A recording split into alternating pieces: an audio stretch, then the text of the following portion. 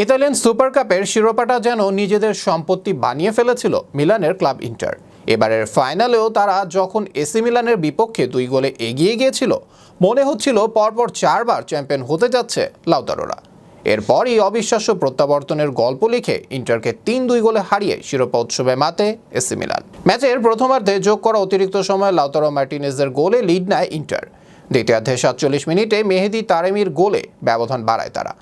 2-0 গোলে লিড নিয়ে বিরতিতে যায় ইন্টার মিলান। তবে বিরতির পর 52 মিনিটে থিও হার্নান্ডেজের পায়ে 1 গোলের শোধ হয় এসি মিলান।